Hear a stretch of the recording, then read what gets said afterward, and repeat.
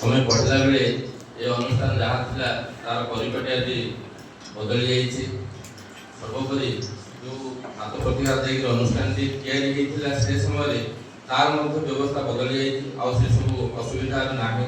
ପିଲାମାନେ ଯେଉଁ ଶିକ୍ଷା ବ୍ୟବସ୍ଥା ପାଉଛନ୍ତି ତମମାନଙ୍କଠାରୁ ଫେଲ୍ ଗୁଣରେ ଅଧିକ ପାଉଛନ୍ତି। କିନ୍ତୁ ପରିତାପର ବିଷୟ ମୁଁ ଏଇଟା ଅଙ୍ଗେ ଅଙ୍ଗେ ଲିଭଉଛି ଯେ ତମମାନଙ୍କଠାରୁ ଯେଉଁ ପ୍ରକାର ମାନ୍ୟତା ମିଳୁଥିଲା ଆଜିକା ଡେଟ୍ରେ ସେ ପିଲାଙ୍କର ମାନ୍ୟତା ହରେଇ ଦେଇଛି। ସେ ମାନ୍ୟତା ଆଉ ନାହିଁ।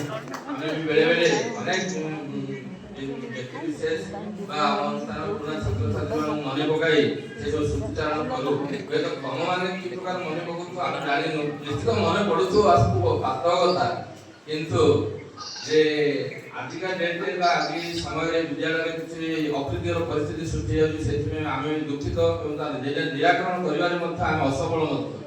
କାହିଁକି କହିବା ଅପେକ୍ଷା ସହିଯିବା ଏବଂ ଭଲ ନ୍ୟାୟରେ ଆମେ ସହିଯାଉଛୁ, ଏଇଟା ସାଧାରଣ କଥା। ପୁରୁଣା ଛାତ୍ରଛାତ୍ରୀମାନେ ଯେଉଁ ଦେଖିବେ ଏ କଥା ଆଲୋଚନା କରୁଛନ୍ତି।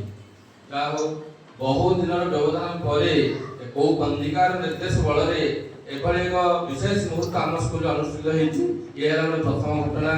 ସୁବର୍ଣ୍ଣ ଜୟନ୍ତୀ ଗତ ବର୍ଷ ପାଳନ ହେଇଥିଲା। ସେମାନଙ୍କ ମଧ୍ୟରୁ କାହାକୁ କିଏ ଜାଣିଥିବ ନ ଜାଣିଥିବ, କିନ୍ତୁ ଆମେ ପ୍ରଚେଷ୍ଟା କରୁ ସମସ୍ତଙ୍କୁ ଜଣାଇବା ପାଇଁ।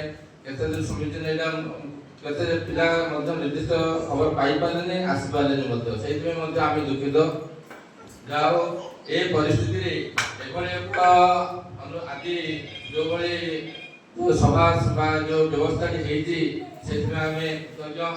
ଏବଂ ମୋତେ ସବୁବେଳେ ମନେ ପଡ଼େ ଉପେନ୍ଦ୍ର ଭଞ୍ଜର ଗୋଟେ କଥା, କେତେ ଦୂରେଇ ଚାନ୍ଦ କେତେ ଦୂରେଇ କୁମୁଦିନୀ ପ୍ରୀତି ଅଭେଦ ତାଙ୍କର ଯେତେ ଦୂରେଇ ଥିଲେ ଯେ ଯାହା ହାର ସେ ତାହାର।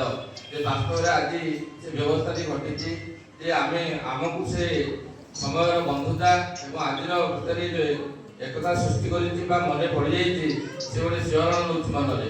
ତେଣୁ ଯିଏ ଯେଉଁ ଅବସ୍ଥାରେ ଥାଉନା କାହିଁକି ତାଙ୍କ ଗନ୍ତବ୍ୟ ପଛରେ ସେମାନେ ଉନ୍ନତି କରନ୍ତୁ ଏବଂ ଏଭଳି ସମସ୍ତେ ଆମକୁ ମନେ ପକାଇଥାନ୍ତୁ ବା ଆମକୁ ବି ମନେ ପଡ଼ୁଛି। କେତେ ଦିନ ଥରେ ଏଭଳି ଏକ ସଭାର ଆୟୋଜନ ସ୍କୁଲ ତରଫରୁ ବା ଛାତ୍ରଛାତ୍ରୀମାନଙ୍କ ତରଫରୁ ହଉ ଏବଂ ସେ ସମସ୍ତଙ୍କ ମଧ୍ୟରେ ଗୋଟେ ଶିହରଣ ସୃଷ୍ଟି କରୁଛି। ତେଣୁ ମୁଁ ସ୍କୁଲ ବିଷୟରେ ଆଉ କ'ଣ କହିବି, ଆଜିକା ଆଗର ସ୍କୁଲ ଏବେ ସ୍କୁଲ ଭିତରେ ଗଣେଶ ଯାହା କହିଲେ ବା ଆମର ମୋର ପୂର୍ବ କାରଣ ଯାହା ସବୁ କହିଲେ ସେମାନେ ସବୁ ଜାଣିଛ। କିନ୍ତୁ ମୁଁ ଏତିକି ଗୋଟେ କହୁଛି ଯେ ଯିଏ ଯେଉଁ କ୍ଷେତ୍ରରେ ଥାଉନା କାହିଁକି ତାକୁ ଟିକେ ସୁଦୃଢ଼ ଏବଂ ନବୀନ କହିଲା ବେଳେ ଆମର ପୁରାତନ ଛାତ୍ର ନବୀନ ଯେମିତି ଆମେ ଯାହା ଅନୁଭବ କରୁଛୁ ସିଏ ବି ତାହା ଅନୁଭବ କରୁଛୁ। କାହିଁକିନା ଆମେ ଗୋଟିଏ ଛାତି ବାଟ ଘରେ ରହୁଥିଲୁ, ପାଠ ପଢ଼ଉଥିଲୁ। ଇଏ ତ ସେ ସ୍କୁଲ ନଥିଲା, କିଏ ପଢ଼ଉଥିଲା ସେ ପଢ଼ୁଥିଲା ଏବଂ କାହାକୁ ସମୟ ନଥିଲା କି ବିରାମ ନଥିଲା। ସମସ୍ତେ ନିଜ ନିଜ କାମରେ ମତବାଦ ଥିଲେ। ସେ ଗୋଟେ ଯଜ୍ଞ ଭଳି ପିଲା ଖାଇବେ ସ୍କୁଲରୁ ଆସିବେ, ଟିଉସନ ସରିଲା ସ୍କୁଲ ସରିଲା ଆଉ ଥରେ ବନ୍ଧବାଡ଼ି ଯାଇକି ଫ୍ରେଶ ହେଇଯିବେ ଆଉ ଥରେ ସ୍କୁଲରୁ ଆସିବେ। ସ୍କୁଲ ଗୋଟେ କ'ଣ ଥିଲା ତାକୁ ଆଉ ବର୍ଣ୍ଣନା କରିବା ପାଇଁ ମୋ ପାଖରେ ଭାଷା ନାହିଁ। ତେଣୁ ଶେଷରେ ମୁଁ ଏତିକି କହିବି ଯେ ଆଗକୁ ପଡ଼ିଛି ପଥ ବହୁତ ଦୂର, ଆହୁରି ରହିଛି ବାକି, ଚାଲିବି ନ ପଡ଼ିବି ଥକି, ମୁଦିବା ଆଗରୁ ଆଖି। ସମସ୍ତଙ୍କ କର୍ମମୟ ଜୀବନ ସୁଜଳା ସୁଫଳା ଏବଂ ଶସ୍ୟଶ୍ୟାମଳ ହେଉ ଏବଂ ଭଗବାନ ସମସ୍ତଙ୍କ ଚଲାପଥକୁ କୁଶମିତ କରନ୍ତୁ। ଏତିକି କହି ମୋର ବକ୍ତବ୍ୟ ମୁଁ ପାଣିକୁ ବିରାମ ଦେଉଛି। ଜୟ ହିନ୍ଦ।